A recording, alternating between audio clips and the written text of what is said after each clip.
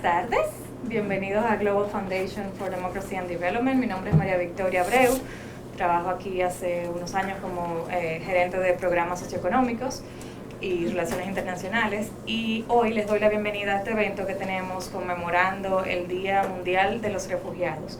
Es un día instituido por la Asamblea General de las Naciones Unidas. Y como ustedes saben, la celebración de días internacionales nos da la oportunidad de sensibilizar al público y también de crear conciencia y generar presión a las autoridades de nuestros países. En este caso, hoy DFDD se une a esta celebración global, conmemorando la fuerza, valor y perseverancia de los refugiados, mostrando nuestro apoyo a las familias que se ven obligadas a huir. Contamos con un panel de expertas, me encanta que son todas mujeres, internacionales en el tema, quienes nos darán un vistazo global, regional y luego local del tema de los refugiados. Tenemos a Sibila Brodzinski, sí, okay. Es la oficial de información pública de la Oficina Regional para Estados Unidos y el Caribe de la Agencia de las Naciones Unidas para los Refugiados, ACNUR, o UNHCR, se conoce en inglés, con base aquí en Washington. Tenemos a Betilde Muñoz Pogosian, es la directora de Inclusión Social de la Organización de Estados Americanos, OEA. Su departamento maneja los asuntos migratorios y de refugiados en dicho organismo internacional. Y tenemos también a Lucy Santana, abogada dominicana, especialista en Derecho Internacional de Refugiados y Derecho Internacional Humanitario, así como Derecho Migratorio, con amplia experiencia trabajando en la Dirección General de Migración, la Oficina Nacional para los Refugiados y el Ministerio de Defensa de la República Dominicana.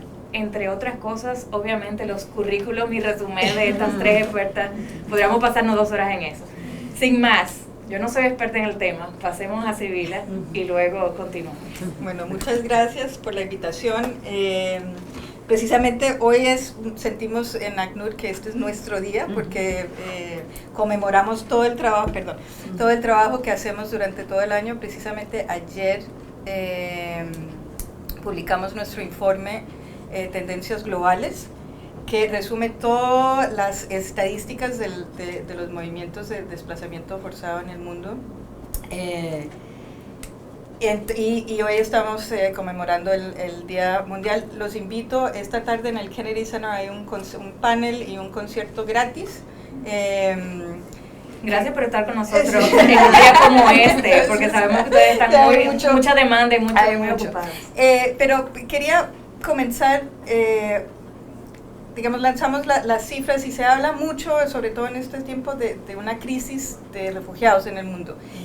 Y diría que sí hay una crisis, pero tal vez no es la crisis que mucha gente piensa en ese sentido. Hay una crisis de la inhabilidad como de resolver los conflictos que crean esos movimientos de personas. Hay una crisis como de diplomacia en ese sentido. La persecución y la opresión y los conflictos que muevan a estas personas, esos son las verdaderas crisis. Y también el fracaso de la comunidad internacional para evitar y para solucionar estos conflictos es una crisis. Pero se mira muchas veces que el hecho del desplazamiento es la crisis. Y yo los invitaría como a repensar un poco ese planteamiento. Sin embargo, obviamente estamos ante desafíos gigantescos. Déjame ver. Para acá. La cifra que lanzamos ayer, estábamos conversando de esto antes, 70,8 millones de personas en el mundo han sido desplazadas forzosamente a finales del 2018. Esto es el número más alto que se ha visto en la historia desde que se fundó el ACNUR. Y duplica el número de personas de hace 20 años, o sea, de hace 2 décadas, esto era la mitad. Entonces, eso, nos muestra el ritmo que va tomando este tipo de desplazamiento. Y solo en el año 2018 aumentó el número en 2,3 millones. ¿Sí? Esto es, esta cifra de los 70,8 es como combinar la población de Argentina con la población de Perú, casi alcanza eso. ¿sí? Entonces, para que o sea, que esos dos países enteros se desplazaran a otra parte. Entonces, esto abarca que estos son personas reconocidas como refugiadas, personas que han solicitado asilo en un país que no es el suyo, o sea, fuera de su país, y también los desplazados internos, o sea, personas forzadas a desplazarse por estas mismas razones, por persecución o conflicto, pero que se mantienen dentro de las fronteras nacionales de su país. Y vemos, digamos, de refugiados son 25,9 millones, 3,5 millones de solicitantes de asilo, y voy a llegar a esto un poco después, pero por primera vez los venezolanos es el país, digamos, con más solicitantes de asilo en el mundo, nuevos. Entonces, eso les da una dimensión del problema.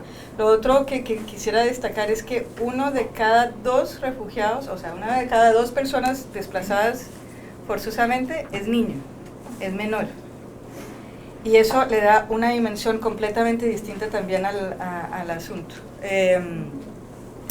Entonces, quiero darles, porque a veces, sobre todo en este último tiempo, no quiero aburrirles con definiciones, pero la diferencia entre un refugiado y un solicitante de asilo,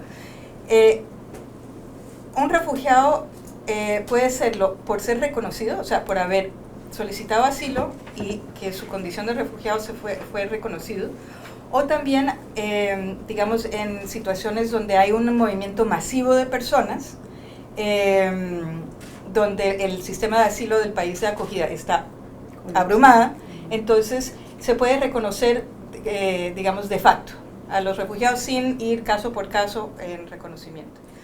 Los solicitantes de asilo son las personas que están en este proceso, que hicieron una solicitud individual a un país donde buscan asilo y están esperando la resolución de ese caso.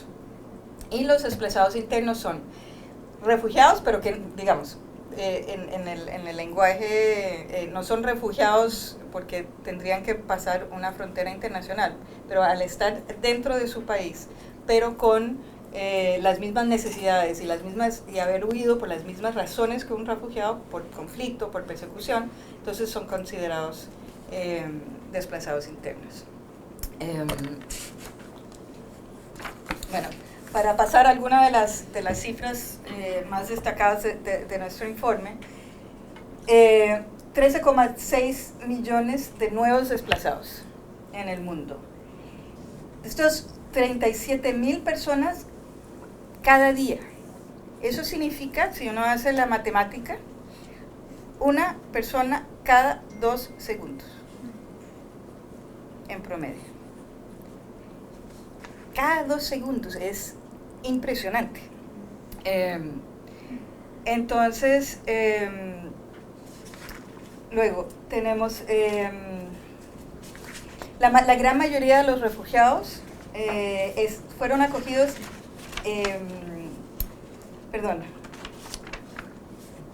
en países menos desarrollados. O sea, se habla mucho en los medios que sí, en Europa, en Estados Unidos, no sé qué, que los refugiados están llegando acá. En realidad se quedan en los países del tercer mundo, menos desarrollados, con menos capacidad de recepción. Y aquí 3,5 millones de solicitantes de asilo. Esto es global, o sea, es a través del tiempo, personas que todavía no tienen resuelto su solicitud de asilo, ¿sí?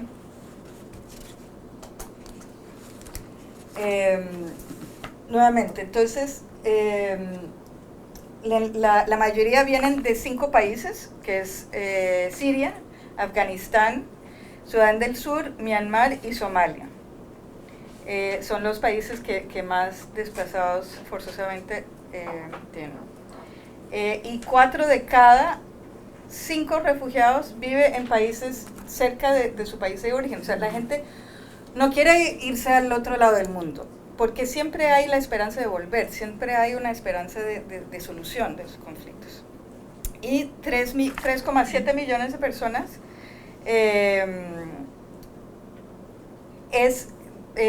tiene Turquía de refugiados en su país, que han acogido a estas personas en Turquía. Lo sigue Pakistán, Uganda, Sudán y Alemania. Entonces, y también es bueno entender que 4 de cada 5 refugiados han permanecido en la situación de refugiado o desplazamiento durante más de 5 años. O sea, estos son procesos largos. Y 1 de cada 5 lleva en esa situación más de 20 años. Entonces, eso no tienen soluciones rápidas. Sin embargo, sí hay soluciones. Una de las razones, hay 3 soluciones, digamos, que promovemos desde ACNUR. Uno es el retorno al país de origen. El segundo es el reasentamiento. Y el tercero es la integración en el país de asilo. Sin embargo, estos espacios se van reduciendo en el último tiempo. Entonces, no pretendo que vean los números, pero quería que vieran como las tendencias. Esto son retornos de refugiados a sus países de origen. Cada vez es menos. Cada vez menos retornados a sus países.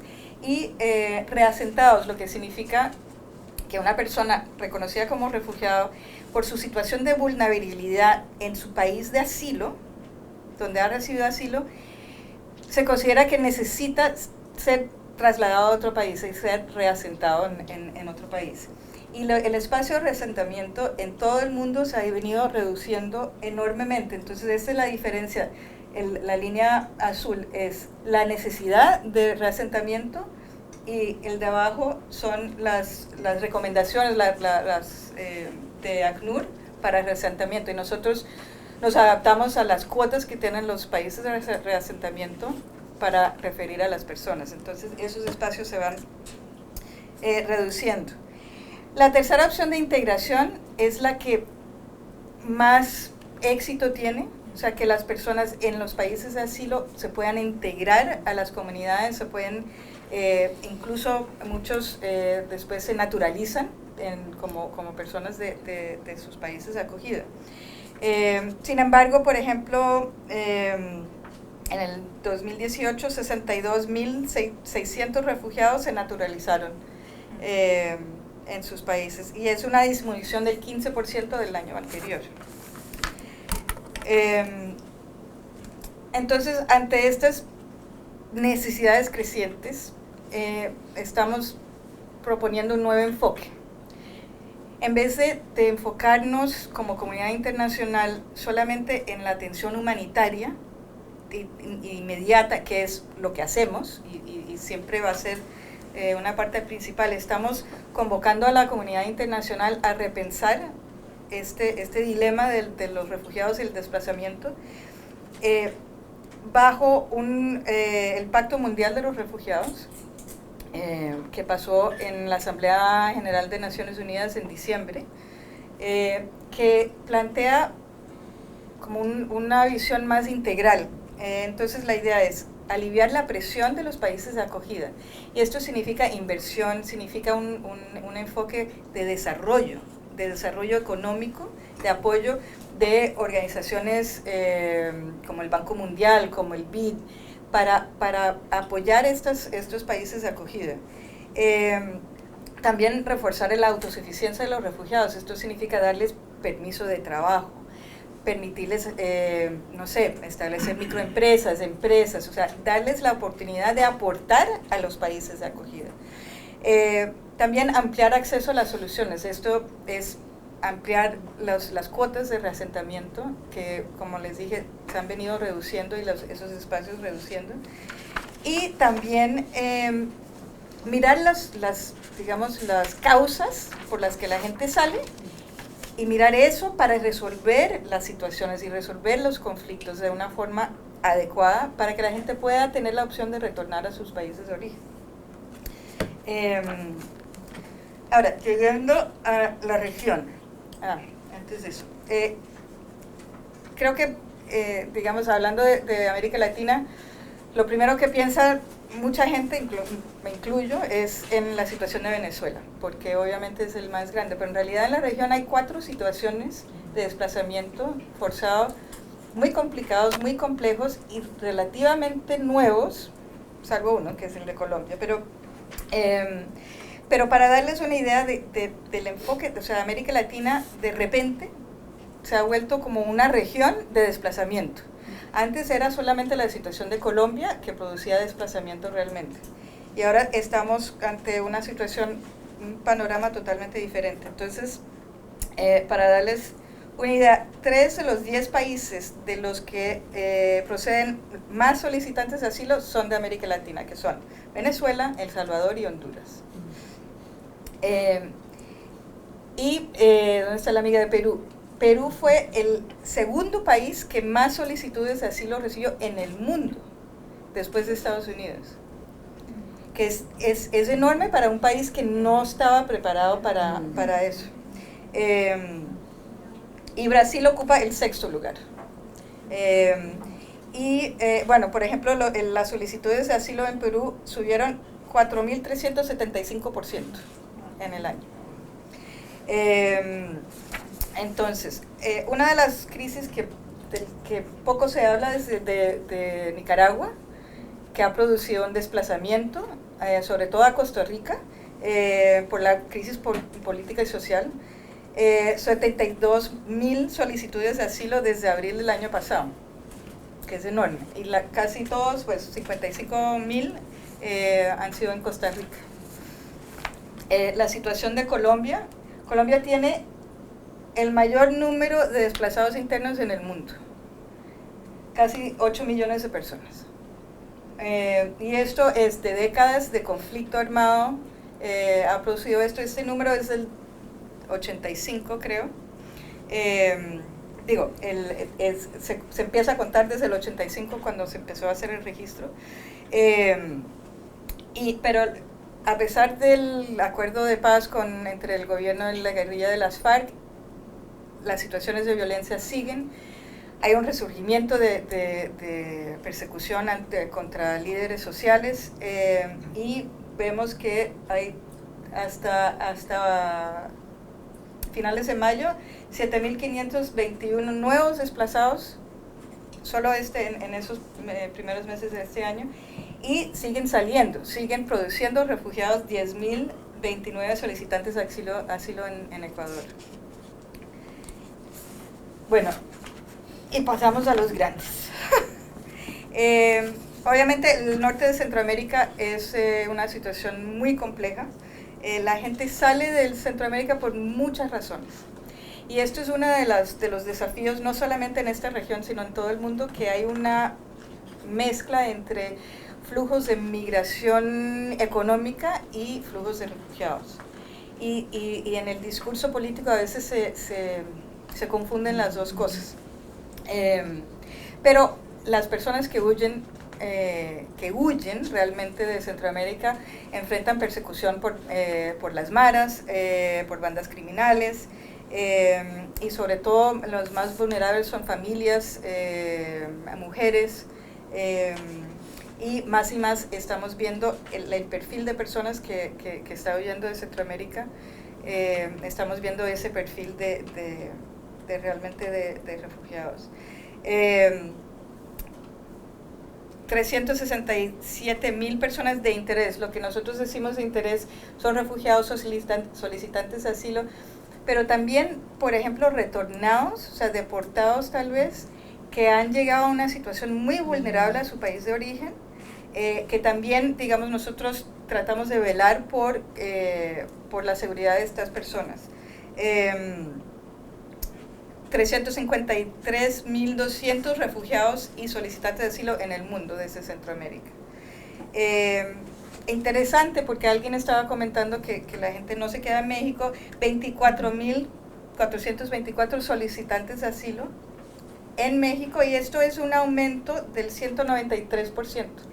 O sea, cada vez más, porque México tenía un sistema de asilo un poco nuevo y un poco frágil. A medida que se va aumentando y va fortaleciendo ese sistema, la gente está optando por pedir asilo allí. Entonces, pasamos a Venezuela. Bueno, nosotros como ACNUR lo que estamos haciendo con la situación de Venezuela es apoyar, y esto conversábamos un poco antes, apoyar a los gobiernos a poder acoger a las personas que están llegando. Y estamos apoyando en reforzar los sistemas de asilo, pero también en la parte humanitaria, en ayudar a reforzar la capacidad de atender en los hospitales, en la parte educativa y en todo esto. Estos 4 millones, esta cifra no es del 2018, sino esto es hace 3 semanas.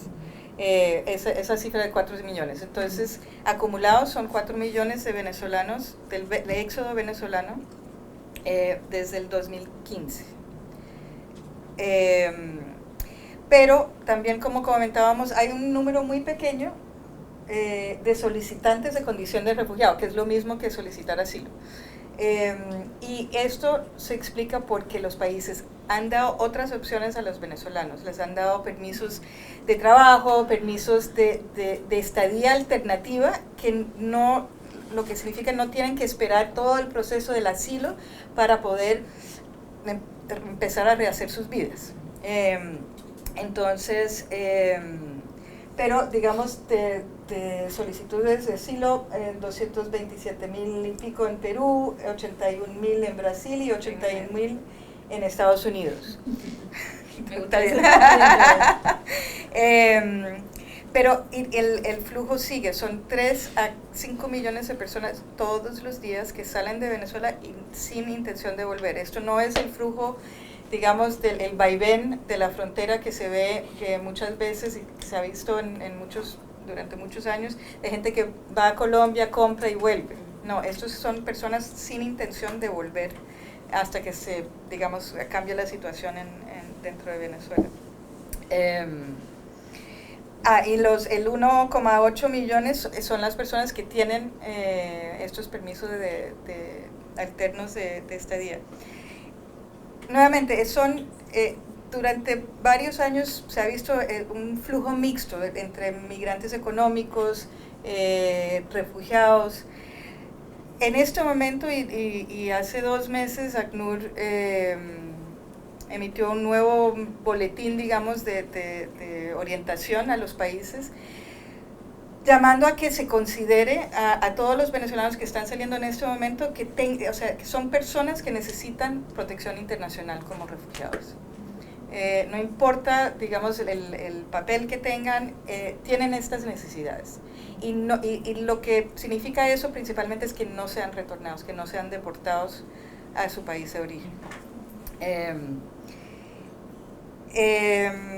Entonces, yo creo que lo voy a dejar ahí para que siga Tilde, porque sé que va a hablar de la región, pero bueno, estoy, si hay preguntas después, con gusto lo respondo. Gracias. Tenemos un panorama general súper actualizado porque las cifras fueron publicadas ayer. Sí. O sea que muchas gracias, Emilia. Pasamos Ya, perfecto. Bueno, igual yo creo que ya empezaste a tocar un poco algunos de los puntos que yo traía, entonces yo lo que voy a como a dar una mirada más de retos y un poco cómo se puede pensar en algunas soluciones, porque bueno, la experta aquí es la gente de ACNUR. Nosotros solo tratamos de aportar desde el ámbito de la OEA, que es un ámbito de diálogo político y de cooperación para atender esta situación. No profundizamos en esta primera parte en la definición de refugiados, en el sentido de que existe la Convención de 1951 que tiene una definición precisa vinculada a persecución de estas personas que son sujetos de protección internacional debido a guerra, violencia o persecución, como acabo de decir. Pero existe también en nuestra región la llamada Declaración de Cartagena de 1984, que es un documento no vinculante, mientras que la Convención es un documento vinculante que los países firmaron y ratificaron y que por tanto genera obligaciones por parte de los estados en cuanto a colectivamente garantizar protección internacional a estas personas. La Declaración de Cartagena es un instrumento no vinculante y en este caso no es global porque solo fue aprobado por, si no me equivoco, 10 países de América Latina y sus contenidos siendo aplicados en 14 países de la región. ¿Y por qué es interesante mencionar esto de entrada? Al menos yo quería, como pensaba que lo iba a decir y tenía visión, como ya explicó quien me antecedió, pero lo voy a mencionar yo. ¿Por qué es importante? Es porque es un aporte, o sea, la región siempre ha estado como a la vanguardia en lo que tiene que ver a los temas de protección internacional y garantizar solidaridad y apoyo a personas con necesidades de protección. Y es desde la región que se aprueba la Declaración de Cartagena en 1984 que expande la definición de refugiados para contemplar también a aquellas personas que han huido de su país porque sus vidas, seguridad o libertad han sido amenazadas por la violencia generalizada, la agresión extranjera, los conflictos internos, la violación masiva de los derechos humanos u otras circunstancias que han perturbado gravemente el orden público. Y es importante mencionar que de algún modo esto extiende las razones por las cuales se le puede garantizar condición de refugiado a las personas que lo solicitan en nuestros países, en los países de la región, porque vemos que hay una combinación de factores, como tú muy bien lo explicabas, por los cuales las personas se desplazan, que no siempre está directamente vinculado a la definición de la Convención de 1951, persecución, violencia o conflicto, pero que empieza a tener otros matices. Y creo que cuando repasemos un poco los casos que ya Sibila empezó a tocar, va a quedar muy evidente por qué es importante conocer esta definición y por qué también es un aporte que la región está dando a nivel global a esta discusión. Ahora, algunos puntos que yo quería, está este informe que salió ayer, si no me equivoco, que ya tiene todos los datos súper actualizados. Yo sobre los datos quería mencionar que tenía como dos reflexiones para no repasar ni repetir otra vez el tema de los datos. Uno, que lo contempla el informe, que dice, tú lo dijiste, 4 de cada 5 refugiados se queda cerca del país del cual está saliendo. Y una de las tendencias que nosotros hemos mirado desde la OEA, más allá, obviamente está muy bien documentado en estos informes que ha venido sacando ACNUR, pero nosotros también tenemos un informe llamado el CICREMI, el reporte de migración internacional en las Américas, que siempre tiene como una mirada específica a la situación de refugiados, y es que estos desplazamientos se dan intrarregionalmente. O sea, es impresionante los volúmenes de personas que se desplazan dentro de nuestra región. Uno pensaría, no, se van a Europa o se van, no sé, a Estados Unidos, pero es realmente a muchos países de Sudamérica. En el caso particular de las personas venezolanas, 80% del desplazamiento, porque son flujos mixtos, está concentrado en países de Sudamérica, o sea, no es los vecinos. Entonces, eso es un punto como a partir de los datos que podemos reflexionar. Y un segundo punto es el tema de que las Américas está también en la vanguardia en impulsar lo que el Pacto Global de Refugiados llama soluciones duraderas, y es este concepto, esta es una de las herramientas que es el reasentamiento, con más refugiados reasentados en las Américas que en cualquier otra región del mundo. Un dato que me anoto acá, más de 80.000 refugiados, que son el 80% de los reasentamientos en el mundo, fueron reasentados principalmente en Canadá y Estados Unidos de América, al igual que números crecientes en Argentina, Brasil y Chile, que tú mencionabas el caso de Brasil. Entonces, no repaso los números ya específicos para las Américas. De los 70.8 millones que que tú citabas en el informe, 9.9 millones es solo en nuestra región. Yo quería sacar esa cifra. Entonces, como para poner un poco el dato en perspectiva comparada.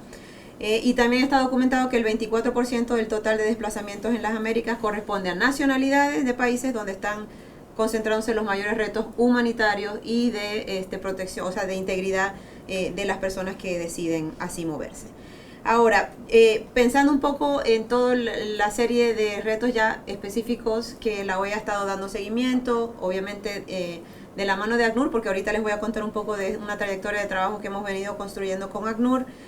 Cuando hablamos de estas personas desplazadas y personas solicitando la condición de refugiados, nosotros queremos referirnos, por ejemplo, a los cubanos que intensificaron su salida del país cuando ante la posibilidad inminente de que se eliminaran las facilidades para poder venir a Estados Unidos. con facilidad de poder llegar al Ecuador, o sea, sin visa. Esto fue en 2016, 2017, y empiezan un desplazamiento dentro de la región y se quedan atascados en Costa Rica. Esto es uno de los fenómenos que nosotros tuvimos que atender y que todavía no está terminado, o sea, no se ha terminado de resolver, pero que es importante tener en el radar. El segundo es el de los centroamericanos, que ya no voy a repasar de verdad los datos, porque ya lo hizo muy bien Sibila, pero que obviamente es donde nosotros desde la OEA también ponemos el foco de atención, y en particular con ACNUR estamos trabajando en un marco de cooperación muy interesante que ahorita les voy a contar, para ayudar a los países que son de origen, de tránsito, de destino y en muchos casos de retorno por situaciones de deportación, es decir, de forma involuntaria, pero también aquellas personas que voluntariamente deciden regresar a su país. Este es el caso específico de muchos mexicanos, donde incluso la tasa de migración entre los dos países ya es en negativo. Hay más llegando a México que al revés, aunque pareciera en el discurso político que se presenta de otra forma.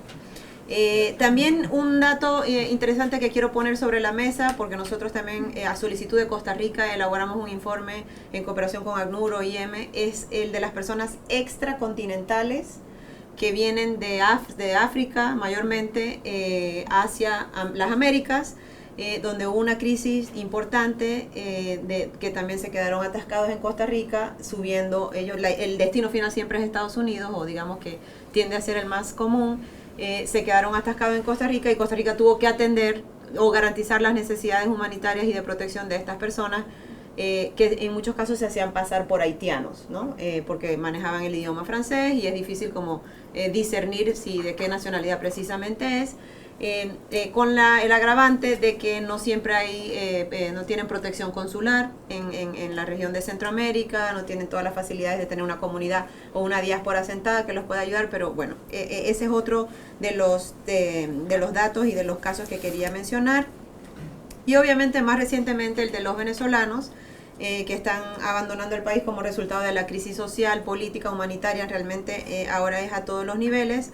Y donde han habido incrementos que ya ponen el número, como se citaba, en 4 millones de personas entre 2015 y 2018. Nosotros siempre hablamos de que ha habido varias olas migratorias de venezolanos en el pasado y están más o menos mapeadas en el tiempo, pero obviamente la más intensa, la más vertiginosa en la rapidez en que ha venido ocurriendo es este último ciclo, con mayor asentamiento de venezolanos en Colombia, por lo que hablábamos de que tienden a desplazarse a países vecinos con la idea de que puedan regresar, pero también estamos prontos a llegar al 1 millón de personas venezolanas en el Perú, y también están aumentando los números en el resto de países del sur. Importante mencionar que los venezolanos están yendo por diferentes razones, una de las cuales es las posibilidades y las opciones de regularización temporal que están dando los países a países de Sudamérica.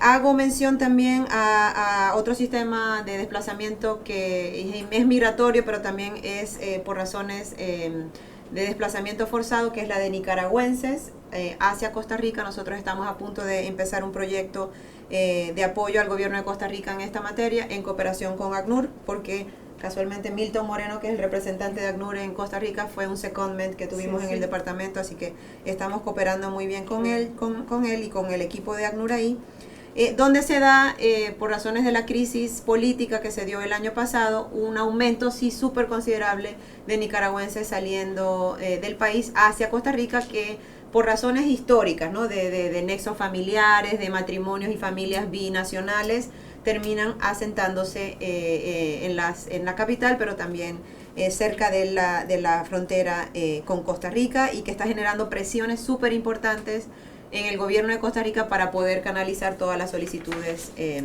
están llegando de parte de los nicaragüenses. Ahora, ¿cuáles son los retos? Esa era otra cosa que quería abordar.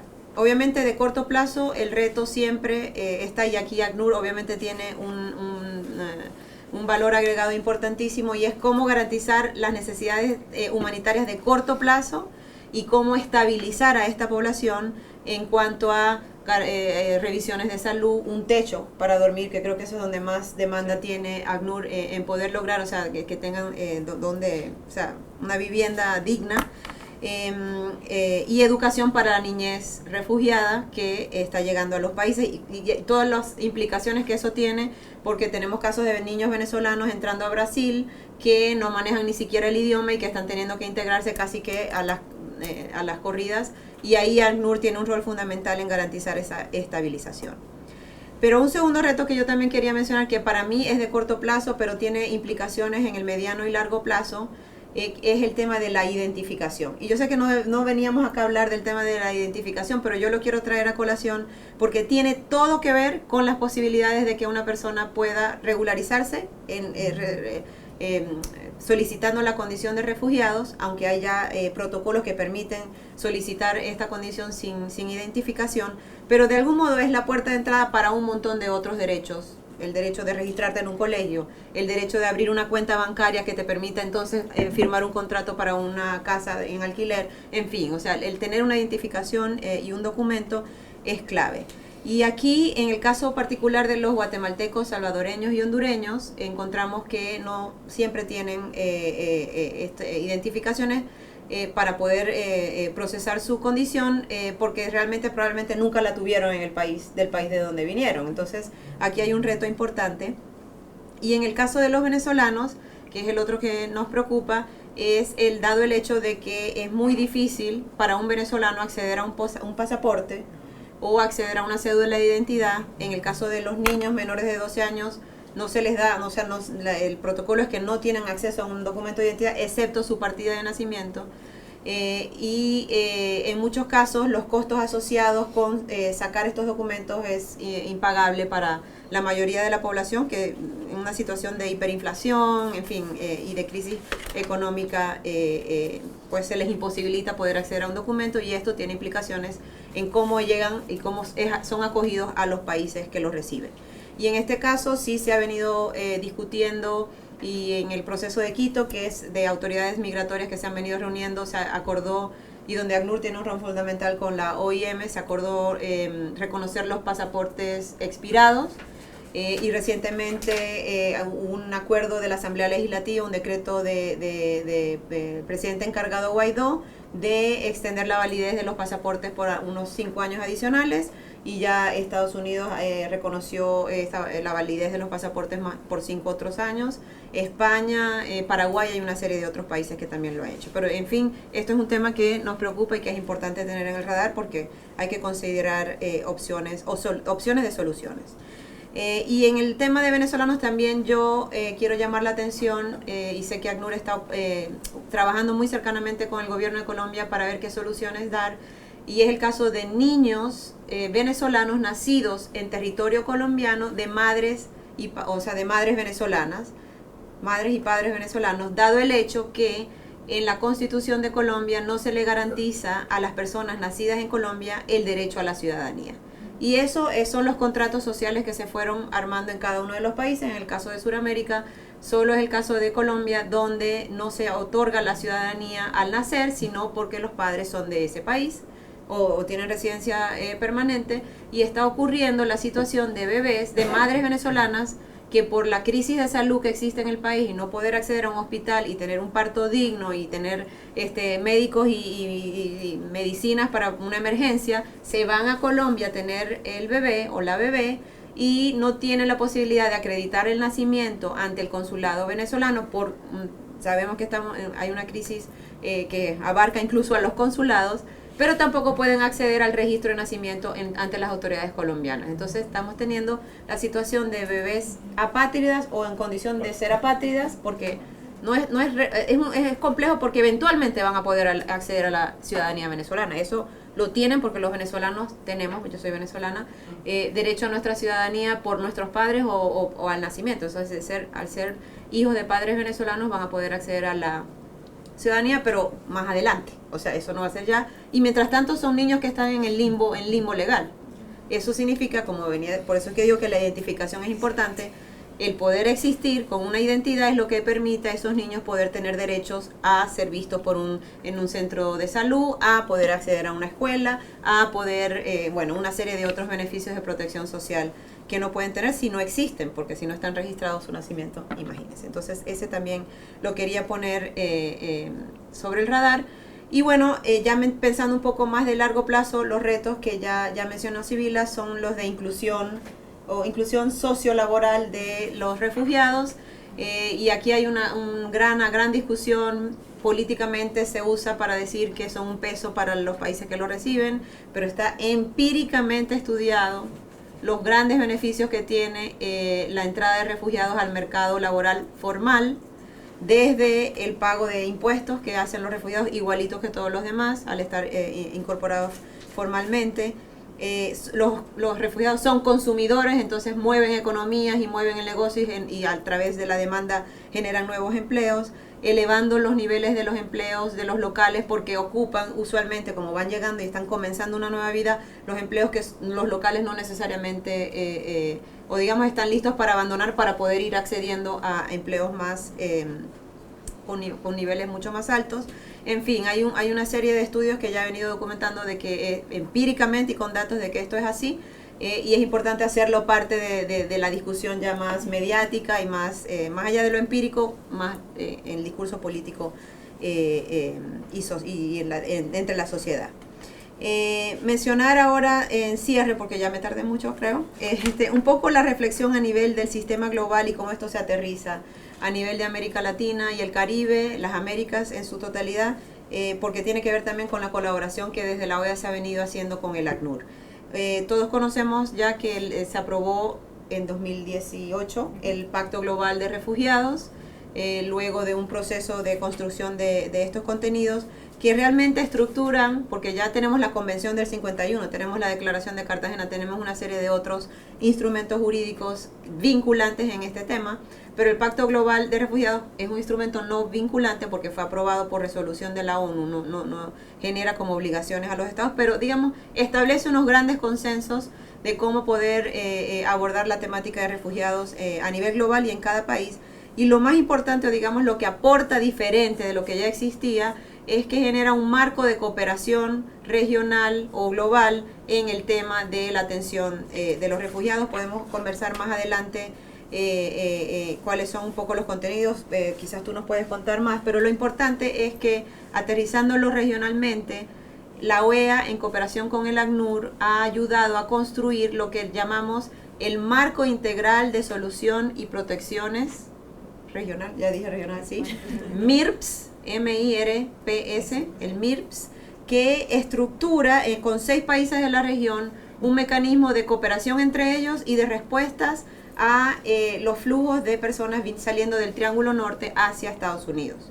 Incluye a Panamá, incluye a Belice, obviamente hasta ahora 2 países del Triángulo Norte, Guatemala y Honduras. Estamos tratando de sumar a El Salvador y yo creo que con esta nueva administración lo vamos a poder hacer. México, 6 países, estos son, con esta idea que mucho resalta el Pacto Global de Refugiados de responsabilidad compartida, de que todos tenemos un rol para poder garantizar necesidades de protección a estas personas. Y en el marco de este proceso que ya lleva un par de años, en noviembre del año pasado el secretario general Almagro aprobó la constitución de una unidad de cooperación conjunta OEA-ACNUR con secondments que ha venido colocando el ACNUR para precisamente acompañar a los países en este esquema de cooperación, más allá de lo político, específicamente cómo se puede generar soluciones entre los países. Y ya para cerrar, quizás mencionar que el tema de los refugiados, de los desplazados, por los datos que ya hemos visto, los que les he venido comentando, está posicionándose cada vez más como clave o prioridad en la agenda de discusión hemisférica. Hay temas que están pendientes que no menciono, pero que podemos discutir más adelante, como el de la xenofobia, la necesidad de trabajar en concientizar a la sociedad, cómo hacer ver cada vez más claramente los beneficios de poder acoger a estos refugiados. Y bueno, todos estos temas son centrales al trabajo de la OEA y son centrales a la discusión política que se está dando y se va a seguir dando a nivel regional. Entonces, lo dejaría. Muchísimas gracias. Muy interesante. Sí. Pasamos a Lucy ahora, que tiene una experiencia también local con la República Dominicana, pero nos va a dar su perspectiva. Sí, básicamente yo le voy a dar la experiencia de República Dominicana con el tema de refugiados. Voy a hacer una breve Voy a hablar brevemente de algunos conceptos, aunque ya los han mencionado mis compañeras Sibila y Betilde. General sobre lo que son los desplazados, la migración internacional y cómo llegamos al tema de refugiados. Como sabemos, ya el tema de refugiados, y como lo hemos visto en las dos anteriores exposiciones, el tema de refugiados es un tema antiguo. Sin embargo, hoy en día se encuentra dentro de las agendas actuales de todos los gobiernos de los países que conforman la comunidad internacional. Vemos a diario que en todos los, valga la redundancia, que todos los diarios impresos o digitales, el mensaje clave es el tema de las migraciones. ¿Qué está pasando con las migraciones? Las personas que están en situaciones de vulnerabilidad, las personas que salen de manera forzada de sus países, las personas que salen por crisis económicas, diversas situaciones que básicamente afectan las agendas de los gobiernos, afectan a las personas, afectan a los estados y afectan a los gobiernos. ¿Por qué? Por la situación de las personas en situación de desplazamiento forzado. Y debemos ver qué podemos entender o qué entendemos por desplazamiento forzado. Bueno, este concepto se refiere a personas o grupos sociales que deben salir de su comunidad de origen y habitual para, por circunstancias ajenas a su voluntad, trasladarse a otro territorio, ya sea dentro del país o fuera, para proteger sus vidas, buscar mayor integridad, buscar tranquilidad y un sosiego. Si vemos en el tema del desplazamiento forzado, es una situación obligatoria. Las personas no lo hacen de manera voluntaria, sino que situaciones ajenas a su voluntad los obligan a salir de sus diferentes países. Hay dos tipos de desplazamientos, los desplazamientos forzados y el desplazamiento voluntario. La diferencia entre uno y otro, el voluntario prácticamente, ambos conceptos se relacionan muy de la mano con la migración, o son básicamente, el desplazamiento viene de la migración. Pero ¿qué pasa con el desplazamiento voluntario? La persona decide de manera voluntaria emigrar internamente dentro de un estado, o cruzar la frontera e irse a otro país. Pero en la migración voluntaria las personas regularmente lo hacen para buscar mejor condición de vida, mejores ofertas de trabajos, se van a estudiar a otros países, se van simplemente a hacer turismo por un tiempo determinado o indefinido, pero ellos deciden hacerlo. Sin embargo, en el desplazamiento forzado es algo obligatorio, porque su integridad física, sus vidas realmente se encuentran en una situación de inestabilidad y de peligro, y no cuentan, vamos a decir, con la con la protección necesaria de sus estados, y se ven en la obligación de salir fuera. Como dijimos anteriormente, en el concepto de migración y versus desplazamiento, siempre habrán personas desplazadas, ya sea por un tema voluntario o por un tema forzado. Para poner un ejemplo práctico de estos dos conceptos, por ejemplo, en los países donde hay zonas volcánicas, las personas, cuando saben que va a haber una erupción de volcán, para prevenir el cuidado de sus vidas, deciden irse de la zona, y pueden emigrar a otro departamento, a otra demarcación dentro del país. Pero si viven en provincias limítrofes con las fronteras, pueden pasar al territorio antiguo. Entonces es básicamente un ejemplo claro de lo que es un desplazamiento interno o forzado. Si ven, básicamente ambos en el desplazamiento, en el desplazamiento forzado, interno o externo, o de manera internacional, como se le llama, ambos se realiza de manera obligatoria. Unas circunstancias lo hacen a estas personas salir de su territorio. Sin embargo, ¿qué diferencia uno de otro? Es el tema de las fronteras. Los desplazamientos forzados internos siempre van a ser dentro de un mismo territorio. Sin embargo, los desplazamientos forzados externos o internacionales, obligatoriamente la persona debe cruzar fronteras. Podemos ver también que siempre los desplazamientos forzados externos o internacionales, siempre habrán personas refugiadas. O sea, tienen grupos especiales, entre ellos personas refugiadas. No obstante, no todas las personas que se desplazan de manera externa, de manera internacional, son refugiadas, porque pueden tener una situación en la cual ciertamente sus vidas corren peligro y en las cuales ciertamente necesitan protección de un Estado, pero no necesariamente se acogen a la definición de refugiados que se ha acogido de manera internacional, regional o cada país conforme a su legislación, que lo vamos a ver más adelante. En el desplazamiento, para finalizar con el tema del desplazamiento forzado, el desplazamiento forzado tiene 3 elementos claves.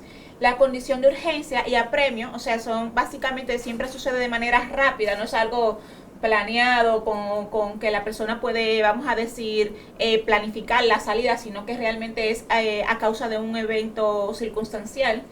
Las características de las condiciones contextuales en el lugar de residencia, o sea, qué está sucediendo en el momento. Por ejemplo, como dijimos anteriormente, el tema de la zona volcánica, un tema de guerrilla interna entre un determinado país, un terremoto, un desastre natural. Eso puede ser una causa de un contexto que se puede ver en un determinado país. Y como decíamos, el aspecto geográfico, que siempre se va a hacer o interno o externo. Vemos lo que son los flujos migratorios mixtos, que necesariamente se refiere a cuando personas salen de manera conjuntas en grupos masivos de un determinado territorio. Es decir, básicamente el concepto de mixto se ve en cantidad, las cantidades que regularmente suelen salir de personas de un país a otro. Pueden ser básicamente a solicitar protección internacional en el caso de refugiados, o que realmente tengan una necesidad de protección y que ciertamente sus vidas corran peligro, pero no estén propiamente en la definición de refugiados. Sin embargo, sí necesitan protección de los estados, y los estados realmente le dan cierta protección, aunque tal vez no necesariamente acogido al concepto internacional y jurídico de protección internacional en el tema de refugiados. Y bueno, y si entramos al tema de refugiados, sería propicio saber qué es un refugiado. Los instrumentos internacionales que consagran y definen y establecen los principios internacionales en materia de refugiados, como todos sabemos, es la Convención del año 1951 de Ginebra y su protocolo del año 1967. La Convención, en su artículo 1, define al refugiado como toda persona que, debido a fundados temores de ser perseguida por motivos de raza, religión, nacionalidad, opiniones políticas o pertenencia a determinado grupo de la sociedad, se encuentre fuera de su país de nacionalidad y no pueda, a causa de dichos temores, no quiera acogerse a la protección de tal país, o que, careciendo de nacionalidad y hallándose a consecuencia de tales acontecimientos fuera del país donde antes tuviera residencia habitual, no pueda, a causa de dichos temores, o no quiera acogerse a él. Si vemos la definición clásica de refugiados, básicamente tiene 5 motivos. Siempre va a ser por raza, por religión, por problemas políticos, pertenencia al determinado grupo de la sociedad o por nacionalidad. La definición clásica se queda básicamente en 5 motivos. Sin embargo, como dijeron mis compañeras, hay una definición ampliada de refugiados que ya se acoge a nivel regional. Si vamos a Europa, la Comunidad de Europa, en su marco jurídico de la Comunidad Europea, ellos tienen una definición ampliada de la condición de refugiados, y todos los países que componen la Unión Europea acogen la misma definición. Si vamos también al continente de África, conforme a circunstancias de su territorio, también han ampliado la definición de refugiados. No solamente se quedan con los 5 motivos que se establecieron en la convención, sino que la tienen ampliada. Y tanto en África como en Europa acogen una definición en bloque. Si venimos al continente americano, también tenemos la definición ampliada de refugiados, pero no necesariamente en bloque, porque, como ciertamente lo dijeron mis compañeros, no todos los países son partes o acogen la definición ampliada que establece la Declaración de Cartagena. Solamente hay 2 países que no tienen en su legislación interna la definición de Cartagena, y entre ellos está la República Dominicana, que aún no acoge en su legislación interna la conceptualización de refugiados. Sin embargo, en América vemos que, a diferencia de Europa y África, aparte de la definición clásica que establece la Convención del 1951 y la definición ampliada que establece la Declaración de Cartagena, también los países de manera interna, conforme a su espíritu jurídico, consagran otros conceptos adicionales. Por ejemplo, podemos ver el caso de México, que en su definición ampliada tiene la definición de la Convención del 51, tiene la definición de Cartagena y además agrega otros conceptos como el tema de violencia de géneros, que la tiene México y entre otros países, o el tema de un terremoto o de desastres naturales. Ahí vemos que conforme a las circunstancias de cada país, vamos a decir, su zona territorial también y los casos de la región pueden ampliar la definición, y conforme también al concepto que se está utilizando mucho de la globalización, o sea, lo que pasaba en el año 1951 no son los mismos acontecimientos que ocurren hoy en día, por lo que hace que realmente los países tengan que estar estandarizados y agregar otros conceptos que no se veían 1 o 2 siglos atrás. Bueno, ya iba a hablar un poquito brevemente del Pacto Internacional de Migraciones, el Pacto Internacional de los Refugiados. Ya mis compañeras lo abordaron, pero prácticamente puedo decir adicional que ambos fueron firmados en el mes de diciembre, uno en la ciudad de Nueva York, que fue el Pacto de Migraciones, y en Marruecos el Pacto Internacional de los Refugiados. Ambos buscan realmente repartirse la carga en el caso del Pacto de los Refugiados, tratar de repartir la carga que hay en el mundo de personas refugiadas, de tratar de concientizar a los estados, de que tratemos, valga la redundancia, de buscar una solución a este problema antiguo, pero que sigue estando en las realidades, en las agendas de cada estado. Podemos poner de ejemplo entre los países más afectados con el tema de sus nacionales que salen en busca de protección. Tenemos a Nigeria, tenemos a Irak, tenemos a Siria. En el continente americano tenemos los países de América nórdicos como El Salvador, como México, que salen realmente a buscar protección y realmente necesitan una respuesta de los estados que los acoge como tal. Para hacer un resumen ya, en cuanto a lo que conversaba de las migraciones internacionales, la movilidad humana no siempre, y el desplazamiento forzado, no siempre todas las personas que salen por una situación forzada y obligatoria van a entrar dentro de la definición internacional de personas refugiadas. Sin embargo, sí, todos son personas necesitadas de protección, que realmente cada estado le va a dar una protección, una definición o un estatus especial conforme a su legislación interna. Ya básicamente es la parte del contexto general, y entrando al caso de la bella República Dominicana.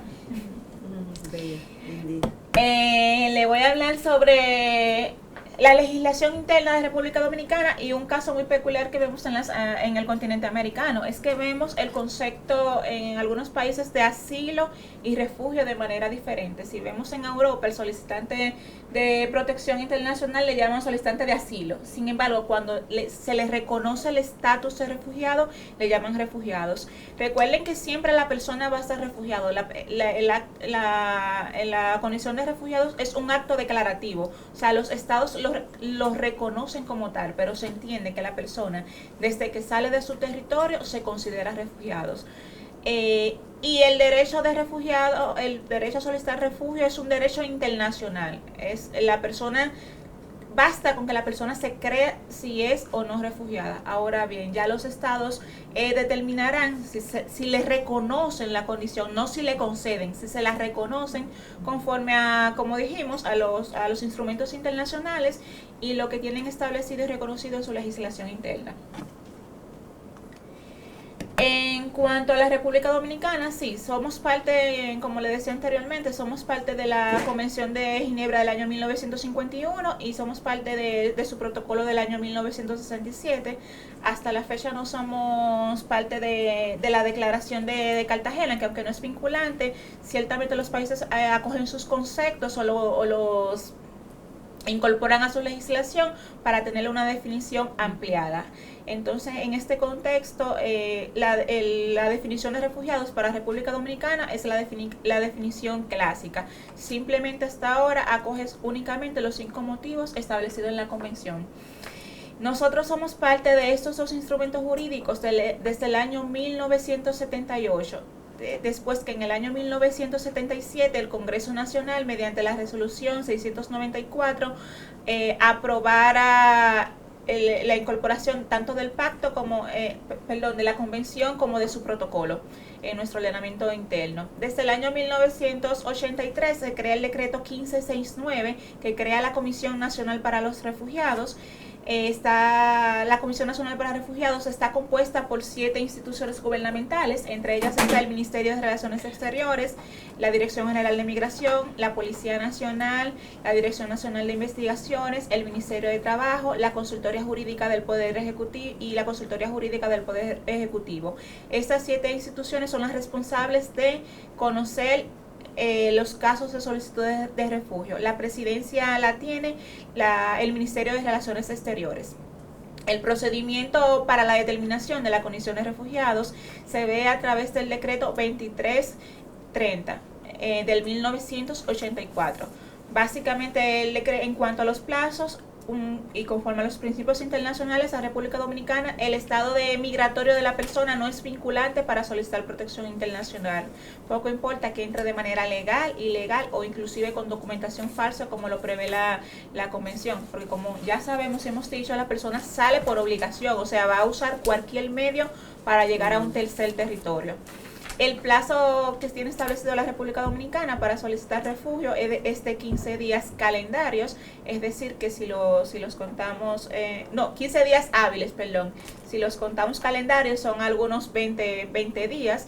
Pueden solicitar refugio en los aeropuertos, puertos o puntos fronterizos habilitados. En este caso, las personas se deben dirigir a la Oficina Nacional para los Refugiados. La Oficina Nacional para los Refugiados es un órgano técnico, es más o menos como la Secretaría Técnica de la Comisión Nacional para los Refugiados. Está adscrita a la Dirección General de Migración. Básicamente se encarga de abrir el expediente de solicitud de refugio. Nosotros tenemos 6 resoluciones que suplen reglas de juego, vamos a decir, que tratan de estar a los estándares internacionales y a las buenas prácticas en materia de refugiados que se han producido luego de la Convención del año 1951. Y esas convenciones le delegan funciones a la Oficina Nacional para los Refugiados de responder a algunas solicitudes que no están dentro de la convención.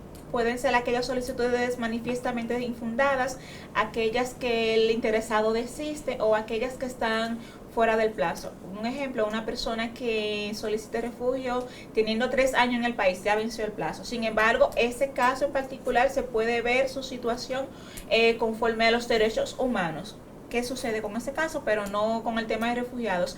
Sin embargo, hay una excepción con la figura internacional del refugiado supplés. O sea, si la situación que originó la solicitud de refugio de esa persona se dio después de haber estado en el territorio. Óyeme, yo salí, vine para Estados Unidos, vine a esta conferencia, pero lo que me hace que no regrese a República Dominicana fue una situación un contexto que pasó después de haber llegado. Yo salí como turista, pero la situación pasó después. Entonces, en esos casos se usa la figura supplés. Nosotros la tenemos en las resoluciones internas.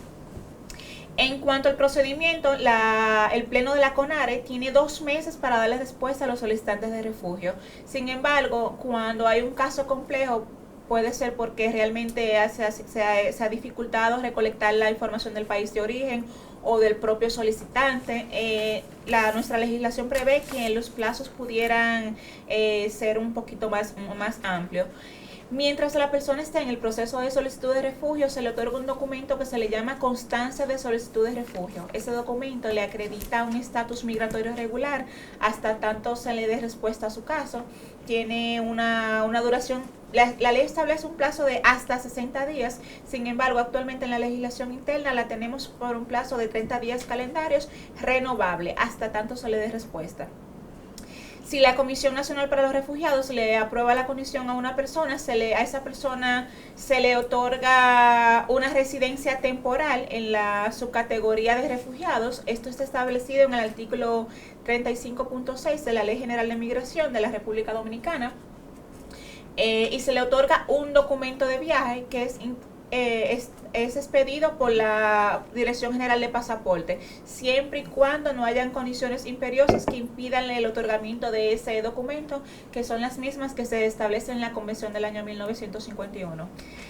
En caso de que una solicitud de reconocimiento de la condición de refugiado sea denegada por el órgano técnico, la persona tiene las vías de los recursos administrativos o los recursos judiciales. En los recursos administrativos tiene la opción de hacer un recurso de revisión y se hace ante el mismo órgano, ante el Pleno de la CONARE. En caso de que eventualmente nueva vez sea rechazado, puede acudir ante el Tribunal Contencioso Administrativo y tiene un plazo de 30 días calendario para realizar el recurso. Entre las buenas prácticas que hemos incorporado a nuestra legislación a través de las resoluciones es que si una persona se le deniega el reconocimiento de la condición de refugiados, le damos la oportunidad, dentro de la normativa tiene un plazo de 90 días para acogerse a los programas de reasentamiento voluntario que establece la OIN o de retorno voluntario que establece la OIN o reasentamiento que establece la ACNUR. En este caso, si nos comunicamos con ellos, si la persona ciertamente él mismo se concientiza y entiende que realmente su situación no entra dentro del contexto de refugiados, y básicamente luego de haber estudiado también por el ACNUR y pudiera entender lo mismo, y la OIN se pudiera hacer las gestiones para que vuelva a su país de manera confiable y segura, o el tema del reasentamiento en un tercer estado, que eso se encargue el ACNUR, verificando las cuotas de los países, si están en la condición de aceptarlo, y esos procesos internos que maneja el ACNUR. En caso de que eventualmente la situación se pudiera, vamos a decir, dificultar y el plazo de los 90 días no sea suficiente, la normativa nacional establece una prórroga de 90 días más. Es decir, que en principio es un plazo suficiente como para buscar una medida de reasentamiento o de salida voluntaria con ayuda asistida de la OIN. Básicamente, ya para finalizar, los refugiados, ahora mismo solamente en la actualidad hay 4 personas refugiadas, son de nacionalidad siria e iraquí. Entre las solicitudes de refugio, los primeros refugiados que llegaron a República Dominicana fueron nicaragüenses, se datan de los años 80, y rusos. Fueron conforme a las estadísticas que tenemos. Entre las solicitudes que hemos recibido, la gran mayoría desde la historia hasta la fecha han sido de personas de nacionalidad haitiana, hemos tenido colombianos, hemos tenido sirio, iraquíes, personas de Sri Lanka, personas de Nicaragua con el tema de las pandillas, Salvatrulla 13, personas de Cuba, hemos tenido cubanos,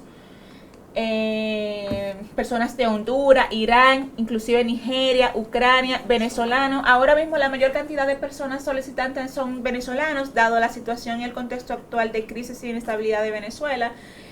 Hasta ahora estamos en un proceso interno de estudio de las solicitudes y no le hemos dado respuesta a las que están pendientes del año anterior y de este año. Se han cesado unas cantidades de personas, entre ellos los cesados han sido porque ustedes saben las causas de cesación, porque han finalizado las causas que originaron el reconocimiento de la condición, o porque ellos mismos de manera voluntaria han decidido volver a su país. Hemos cesado personas de nacionalidad haitiana y personas de nacionalidad cubana y colombiana. Aquí tenemos estadísticas de las que han solicitado por año. Básicamente en República Dominicana las solicitudes son pocas, muy pocas personas solicitan refugio. Regularmente, anteriormente solicitaban por el tema de la frontera con Haití, pero era en los años de mayor inestabilidad, en los 80, en el 2000, hasta el 2012. Ya regularmente, ya después del 2012 bajó la cifra de solicitantes de personas de nacionalidad haitiana. Sin embargo, por la crisis de inestabilidad que lamentablemente tenemos ahora en Venezuela, sí ha subido la cifra, y realmente la gran mayoría, en un 95%, las solicitudes corresponden a personas de nacionalidad venezolana. Como dijimos, tenemos renuncia de la condición de una colombiana, renuncia de un cubano, renuncia de una persona de Guatemala y renuncia y cambio de causas que motivaron el refugio de personas de nacionalidad haitiana. Renuncia de persona de Irán. Por ejemplo, en el caso de la persona de Irak, él renuncia a la condición porque él se casa con una nacional dominicana y conforme a la legislación migratoria, inmediatamente un extranjero residente legal se casa con un nacional dominicano, puede optar por la nacionalidad dominicana. Él optó por la nacionalidad dominicana, aunque no es realmente parte de la legislación, pero podemos decir que fue una manera, se puede relacionar con una manera de integración. Sí, de integración a la sociedad y duración, ¿cómo le llaman? Solución duradera. Básicamente se puede asociar, aunque básicamente no le establece la legislación de refugiado, pero es un caso. Como le dije, actualmente tenemos una persona de Irak y 2 de Siria, son 3 refugiados. Entre las buenas prácticas que tenemos en República Dominicana es que a las personas solicitantes de refugio no le cobramos las tasas cuando deciden irse a su país de origen o a un tercer estado. Hasta tanto culminen ese proceso, no se le cobran tasas de estadías mientras permanezcan en República Dominicana. O sea, a las personas refugiadas no se le cobra ningún tipo de tasas, pero una vez renuncian ya pasan a ser un inmigrante regular, común, pero no le cobramos tasas por la expedición de la cédula y del pasaporte y de la residencia. Hemos tomado las prácticas que por la situación económica tampoco le cobramos tasas administrativas. Y entre una de las buenas prácticas que fue propuesta por mí cuando fui directora de la Oficina Nacional para los Refugiados, con fines de tener una legislación acorde a los estándares internacionales, a la globalización, e incluir tal vez otras definiciones de la Declaración de Cartagena o otras definiciones que conforme al contexto global entienda la República Dominicana que puede sustentar su legislación. Se hizo una propuesta de adecuación de la normativa del Sistema Nacional de Refugio y Asilo. Y actualmente esta está como la meta presidencial número 9 del gobierno dominicano, y ahí incluiremos muchas figuras formalmente del derecho comparado, como la figura del subplace, como la protección complementaria que la tenemos en Europa, es decir, a las personas que, como cuando hablábamos anteriormente de desplazados forzados, no es una persona refugiada, pero sí tiene una necesidad imperante de protección internacional, se le puede dar una solución a través de otros procedimientos migratorios, entre otras figuras muy interesantes que tendrá nuestra legislación a la vanguardia y al desarrollo que han adquirido las naciones en los últimos tiempos. ¿Ya? Súper. Gracias. Wow. Aplauso a las 3. De verdad, tengo la cabeza a millón, me imagino que ustedes también, porque demasiada información de un tema tan importante, una situación crucial en el mundo de hoy. A mí se me ocurren algunas preguntas, obviamente lo vamos a abrir. Lo primero es que hago mea culpa. Yo misma pensaba que el refugiado de una u otra forma tenía que ver, digamos de esta forma, yo no entiendo por qué, o no entendía por qué un inmigrante ilegal o inmigrante de cualquier no asume, no pide, no solicita refugio. Me sorprendió muchísimo la cantidad de refugiados que hay en República Dominicana, que no es nada. Comparado con las cifras internacionales, por ejemplo, sabemos que existe ahora mismo muchísimos inmigrantes venezolanos en República Dominicana, pero no son solicitantes de refugio. Es correcto. Sí, hay muchos solicitantes, pero hasta ahora no se le ha dado respuesta, están en proceso. Es una condición, a discreción de cada quien. Yo inmigro legal o ilegalmente, pero pido o no refugio. O sea, me parece un poco, tengo ese dilema. ¿Qué piensas? Bueno, si puedo, y después pueden complementar, no solamente en República Dominicana, yo creo que de pronto tú sabrás mucho mejor que yo, pero mi impresión es que los venezolanos no se autorreconocen como refugiados. O sea, ellos, cuando uno les pregunta... Digo, puso ese caso, pero sí, pero usando ese mismo caso, o sea, cuando uno les pregunta, y nosotros hacemos tenemos un cuestionario de monitoreo, y preguntamos a las personas en las fronteras a la llegada en diferentes países, un montón de preguntas, pero principalmente por qué razones salió de Venezuela. Y la primera, o sea, casi siempre la primera respuesta automática es la situación.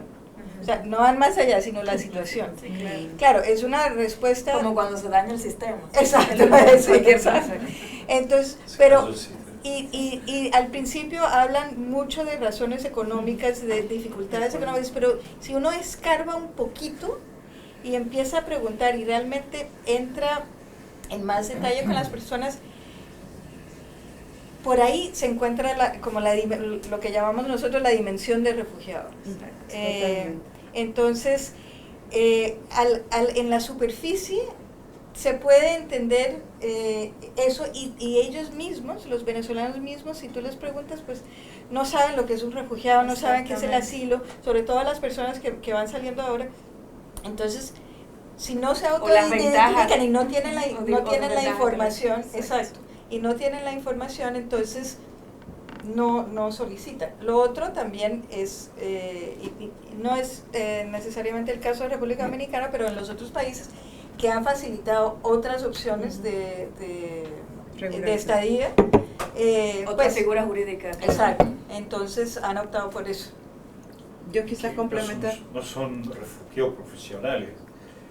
La gente se va y no estudió para ser refugiado. Exacto, imagínate. No, yo complementar quizás, cuando dices un migrante ilegal, ¿por qué no solicita la condición de refugiados? Porque está muy específicamente estipulado cuáles son las categorías que les permite acceder a ese estatus. Entonces, hay que diferenciar el migrante que tratamos de no usar ilegal, sino irregular, porque es un término mucho más respetuoso de que una persona no es ilegal. La migración regular, que es quiero ir a trabajar a Estados Unidos con tal corporación y tramito la visa de trabajo o voy a estudiar y me voy temporalmente, estudiar no es necesariamente migrante, pero digamos, me voy a vivir a otro país porque me gusta el trabajo que me están ofreciendo allá. Ese es el migrante regular que tiene su visa. El migrante irregular es el que se va por la frontera, que está moviéndose por razones económicas porque se enamoró de alguien y quiere llegar ahí, no tiene cómo acceder a la visa a través de esa persona, en fin, y queda como en situación de irregularidad y no es que lo están persiguiendo ni nada, o sea, de esa persona de verdad quiere ir. En el caso de los refugiados sí hay condiciones que si esa persona retorna, va a haber vulneraciones graves a su integridad, a sus derechos. Y para ahondar al caso particular de los venezolanos, pues ese es un buen dato de que no se autorreconocen como refugiados. Eso es un muy, muy, muy buen punto. Pero sí es importante ese tipo de instrumentos que permiten llegar a la verdadera razón de por qué esas personas se están yendo. Porque sí, es un tema de, es la situación económica, no me alcanzaba el sueldo para, no sé, mantener a mi familia.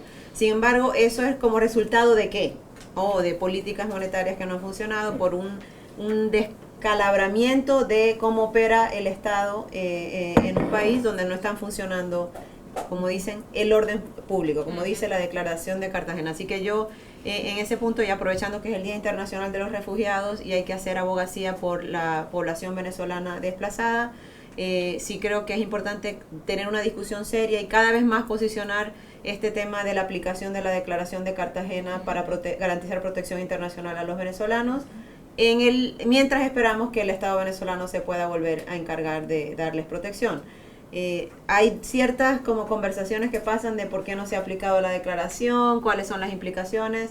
Estamos llegando a eso y quizás si tú puedes profundizar, porque me gustó mucho, yo creo que es importante que todos sepamos, y tú lo mencionabas, la condición de refugiado es reconocida por un país, pero también colectivamente puede ser reconocida. Claro, ¿cómo funciona eso? O sea, yo vengo del lado de OEA, pero en ACNUR ustedes eso lo manejan muy bien. Sí, yo contesto brevemente y creo que hay preguntas ahí. Sí. Pero yo quiero hacer también un... Okay. Una complementaria. Les doy 30 segundos acá. El reconocimiento en grupo, y de hecho propusimos en la última nota de orientación sobre la situación de Venezuela, donde los sistemas de asilo están abrumados y que no pueden manejar el volumen de personas, recomendamos que se haga un reconocimiento en grupo, prima facie. O sea, de hecho, reconocer grupos masivos que... Y lo hace el Estado que recibe ese grupo. Sí. No es que lo hacen todos los países en unísono. No. Ya, okay. Un comentario, 30 segundos. En cuanto a lo que preguntabas de las personas que, bueno, ¿por qué no solicitan refugio? Para complementar en esa pregunta, a veces las personas carecen de conocimiento, no tienen conocimiento de que pueden solicitar refugio, que se pueden considerar refugiados y cómo hacerlo. Por eso lo que se trata es que también los países en sus páginas web de migración o del organigrama de las CONARES, regularmente todos los países, por lo menos en el continente americano, lo llaman CONARES, Comisiones Nacionales para Refugiados, que tengan la información, los plazos, cómo solicitar, cuáles son los motivos, dónde ir, dónde dirigirse, para que el extranjero tenga conciencia y tenga conocimiento de cómo hacerlo. Porque a veces uno se da cuenta de personas que ciertamente tienen un temor fundado de persecución, pero no tenían conocimiento de cómo hacerlo. Hay algunos países en Europa que sí, muy pocos realmente, que en sus aeropuertos tienen un cartel o algo, necesita protección internacional, quiere solicitar refugio, pero esto también es un arma de doble vía. ¿Por qué? Porque en la práctica vemos muchas personas que abusan realmente de la figura de refugio. Exacto. Para buscar tener un estatus migratorio regular. Lamentablemente eso afecta a las personas que ciertamente están necesitadas de protección internacional. Por eso los gobiernos tienen que estudiar los casos de manera individual. En cuanto a los grupos o los flujos masivos de migrantes, por ejemplo, en la legislación de República Dominicana, sí contempla de que el gobierno pudiera reconocer temporalmente un grupo como refugiados, pero esos, por valga la redundancia, temporal. De manera luego individual empieza a conocer a cada caso para clasificar y ver si ciertamente tiene un temor fundado de persecución, precisamente para no dañar la figura o no darle un estatus a una persona que no se lo merece, porque valga la redundancia, es una figura especial, consagrada en el derecho internacional.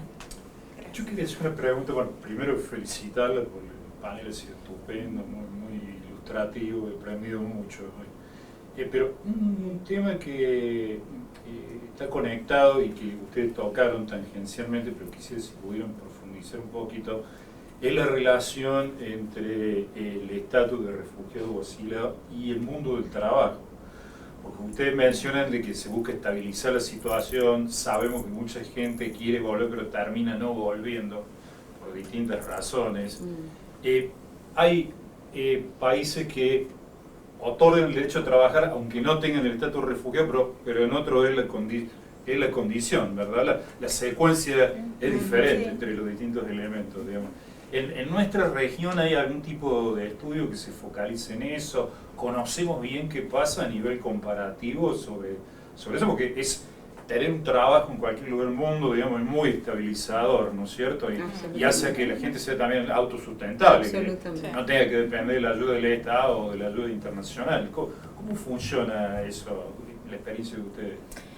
Bueno, algo breve, sí, ciertamente como usted decía, hay ciertos países que sí le permiten a la persona, automáticamente solicitan protección internacional, le dan un permiso de trabajo. Eso, por ejemplo, en la región pasa en Brasil, si no me equivoco, pasa en Chile y en Argentina. Ellos le permiten trabajar hasta que el Estado le dé una respuesta. Inclusive en Canadá también. En Canadá, por ejemplo, su economía le permite inmediatamente una persona llega al territorio, solicita protección internacional, le dan un lugar donde hospedarse, le buscan trabajo y le proveen de alimentos. Pero esa parte dependerá del sustento económico y del desarrollo económico de cada nación. En cuanto a República Dominicana, el estatus de refugiado va acompañado, el permiso de trabajo va acompañado, como usted lo dijo, del estatus de refugiados. Mientras la persona realmente está en un proceso de trámite, la legislación nacional no le permite trabajar, porque realmente tiene una regularización especial, no está en un estatus migratorio regular. Sin embargo, en la práctica, tenemos como a veces ciertamente República Dominicana ha delatado un poco para dar la respuesta, si le permiten trabajar de manera informal, si le permiten y no son sancionados las empresas que le permiten ingresar al trabajo. Y en cuanto a su subsistencia, el ACNUR realmente tiene una gran participación en República Dominicana y realmente, como también son pocas las personas, sí le ayudan económicamente con las medicinas, ayudas psicológicas, en el caso de que las necesite, ayuda médica, hospedaje, alimentación. Pero es un punto que realmente usted me dirá si tienen algún estudio que los gobiernos deberían prestar más atención, porque mientras tanto se le vulneran sus derechos humanos o fundamentales, el derecho tan importante al trabajo que te da vocación a subsistencia, hasta tanto le den una respuesta a una persona. Yo no tengo conocimiento de un estudio, no sé si tú, Etilbe. De las Américas no, No. pero sí hay uno muy interesante que puedo pasar el dato que produjo Refugees International con un Center for Development, sede que lo acabamos de revisar la semana, CGD, que revisamos la semana pasada en una discusión que hubo sobre inclusión laboral de venezolanos, y tienen muy buenos datos. Sí, no, yo de estudios no conozco, pero quisiera hacer un comentario sobre esa pregunta y mencionar otro tema que de pronto surgió antes, que el acceso al trabajo, hay muchos países y como desde el ACNUR, desde la oficina de ACNUR donde trabajo yo, vemos Estados Unidos y el Caribe. En el Caribe el acceso es cero al trabajo, aunque incluso después de ser reconocido refugiado. Estoy hablando de Curazao, de Aruba, de Trinidad. Entonces, lo que hace eso es que la gente termina en una situación laboral informal, en situaciones súper vulnerables y también vulnerables a explotación, pero también eso, digamos, proyecta una imagen de estas personas con la comunidad de acogida muy negativa, ¿sí? Y esto lo que quería llevar es al tema de la xenofobia. O sea, el acceso, o sea, es un poco irónico tal vez, que mientras más acceso tengan las personas refugiadas o solicitantes de refugio a servicios y sobre todo al trabajo, mejor se pueden integrar a la comunidad y menos estigma tienen, ¿sí? Mientras que la gente piensa, no, es que nos van a ocupar nuestros puestos laborales y todo esto. No, al contrario, o sea, al integrarlos, entonces es una formalidad, y lo que decías tú, de aporte de impuestos y de aporte también de conocimientos y todo este tipo de cosas. Entonces, pero es un tema súper importante.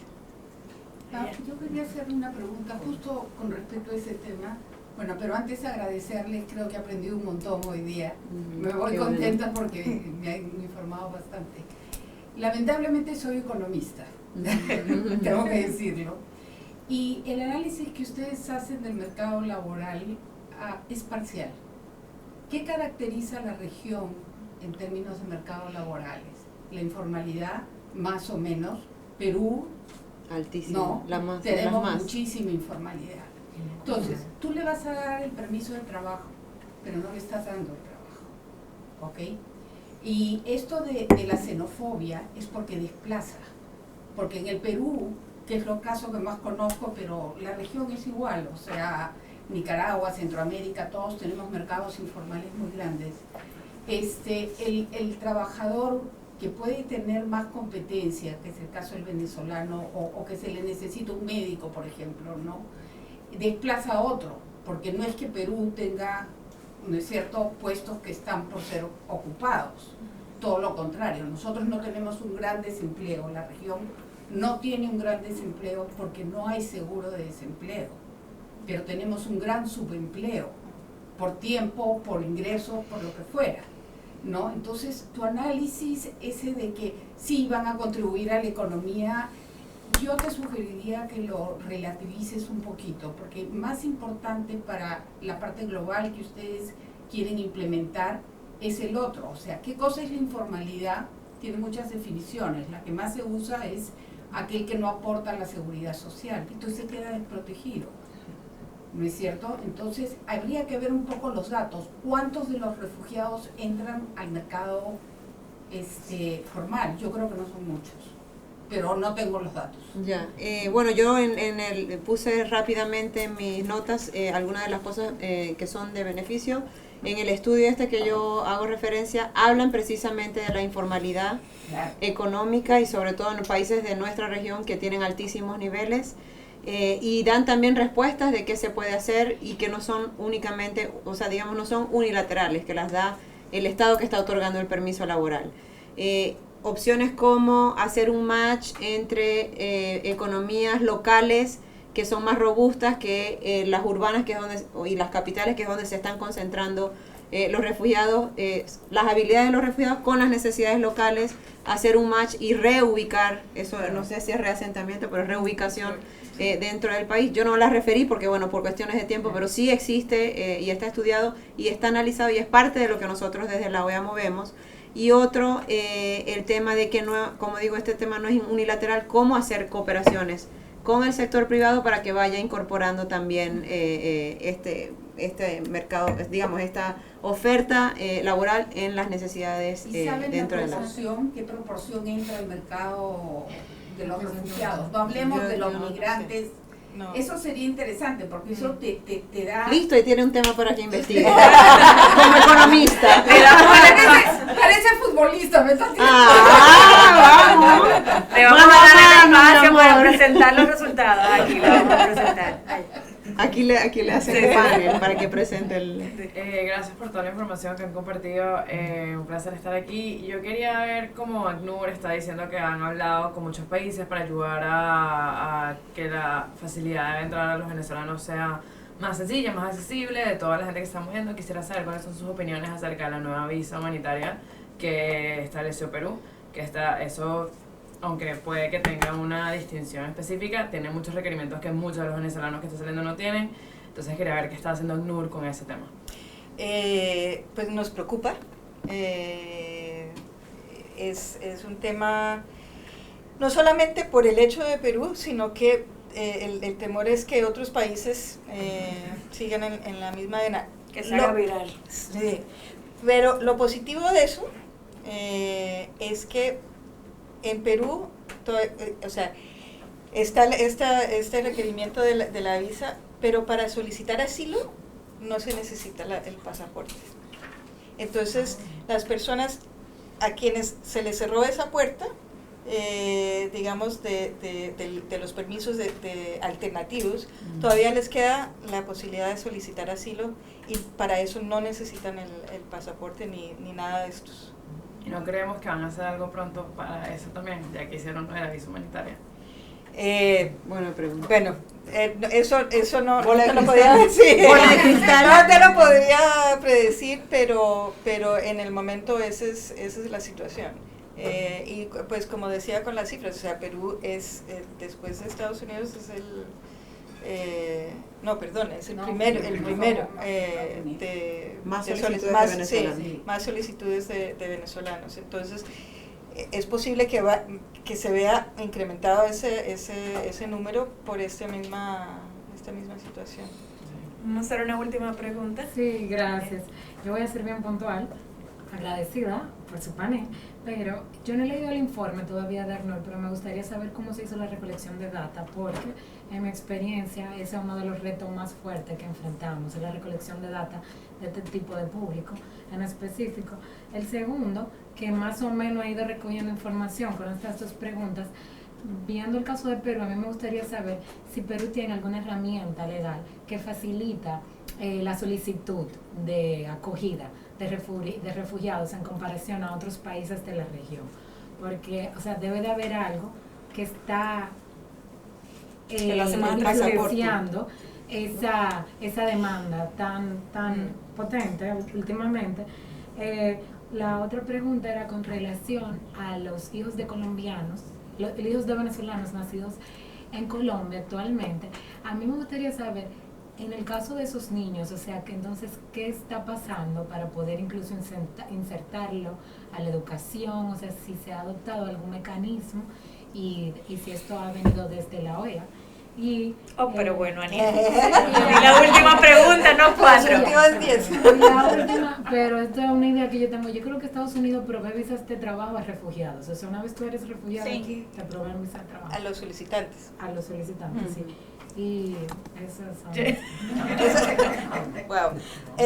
Bueno, yo tomo las primeras dos y después la recolección de datos es súper engorroso. Hay diferentes situaciones. Hay sitios en donde el ACNUR hace bajo su mandato el registro y el reconocimiento de refugiados. En otras partes del mundo donde lo hacen los gobiernos. que es lo más común. Entonces, nosotros dependemos de las cifras del gobierno, pero la recolección es, y lo revisamos y lo vamos a revisar, y por eso, hasta el 19 de junio del 2019 estamos sacando cifras del año pasado, porque es un proceso larguísimo de todo el mundo, de los 130 países donde trabajamos, de contar, y son estimados, como decía, cada 2 segundos hay una nueva persona desplazada. Entonces hay que hacer un corte, hacemos un corte el 31 de diciembre y con las cifras de los gobiernos que hacen el registro y reconocimiento, usamos esas cifras y las cifras propias nuestras. Se me olvidó la otra pregunta. De los niños apátridas. No, esa es tuya. Bueno. Las herramientas legales, si Perú tiene alguna eso te lo digo, eso la verdad no lo sé, pero es una buena Yo pregunta. creo que es el hecho de que Perú no exige pasaporte para iniciar el proceso de solicitud de asilo. Y aunque también tampoco Brasil, pero Brasil En habla República portugués. Dominicana tampoco. Pero yo creo que es por eso y porque también había unos incentivos económicos. Perú, bueno, que lo diga la economista peruana que está acá, estaba creciendo económicamente mucho más que otros países, y entonces de algún modo los venezolanos que saben que tienen que mandar remesas a Venezuela, era como donde iban probablemente a conseguir un trabajo, donde hay quizás más acceso a empleos informales para empezar a resolver de corto plazo. O sea, hay como una combinación diría yo, de factores, pero de conversaciones con venezolanos es el tema de que que esa flexibilidad en el tema de presentación de pasaporte, que cambia ahora con la visa que tú mencionabas, Paula. Yo atiendo la del tema de niños, hijos de venezolanos nacidos en Colombia. Creo que aquí es muy positivo, y tú eres colombiana, me parece, por tu acento. No, soy dominicana, pero el acento sí es colombiano. Muchacha, bien guardado.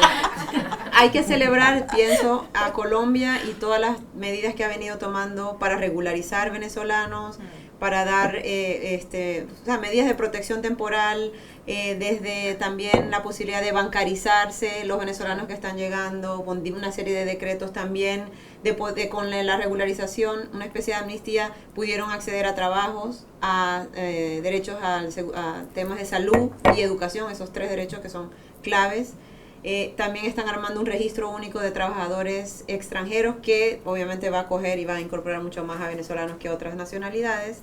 Y en el caso particular de estos niños, están en proceso de diseñar un protocolo de reconocimiento de la identidad que yo hasta ahora desconozco si va a ser reconociendo la ciudadanía colombiana, que yo no creo porque eso es contradictorio del acuerdo del contrato social que está en la Constitución de solo acceder a ciudadanía por los padres. Pero bueno, entiendo que están considerando incluso por razones muy circunstanciales y excepcionales garantizar la ciudadanía. Eso es un camino, o dar al menos una identidad temporal a estos niños que les permita pues todo lo demás. Hasta ahora no se están incorporando a la educación y a los colegios ni nada porque esto es del último ciclo, ¿no? Pero yo creo que ya están pensando, anticipando que esto va a pasar y están pensando ya en alternativas. Y trabajando con hay un capítulo de ACNUR en Sudamérica, en Argentina, que tiene como algo a gente dedicada a ayudar a Colombia a pensar en soluciones.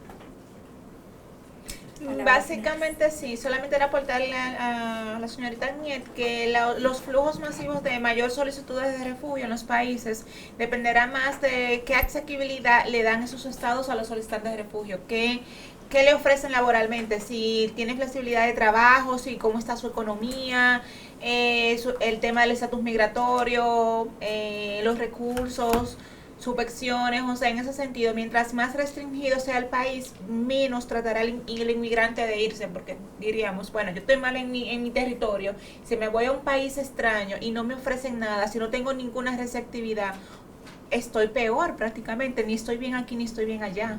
Entonces, realmente en Sudamérica principalmente le han dado mucha recepción y mucha receptividad a las personas necesitadas de protección internacional. Han sido muy conscientes con este tema y han abierto flexibilidades y dejando atrás, vamos a decir, las regularizaciones migratorias y pensando más en el derecho internacional humanitario y la ayuda que necesitan esas personas. Podríamos hacer una segunda y una tercera parte de este evento, pero tenemos que cortar.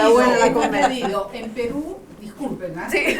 Porque además 20 eso segundos va le a doy. favor de los venezolanos. En Perú influyó mucho también la organización, y tú lo dijiste en otra conferencia que te escuché, de la comunidad venezolana para ayudar al que llegaba. No he querido, De la diáspora. Buen punto. no he querido pasarme el tiempo, pero yo creo que eso hay que valorarlo. ¿Cómo ayudar Si a la diáspora? organizar, tú lo dijiste, además Sí. tenías bastante información. Se organizaron bastante bien para ayudar a su gente. Gracias a todas ustedes y a todos. Gracias por muy interesante, de verdad. Gracias por estar en GFDD, los esperamos en los próximos eventos. Excelente, gracias a ustedes.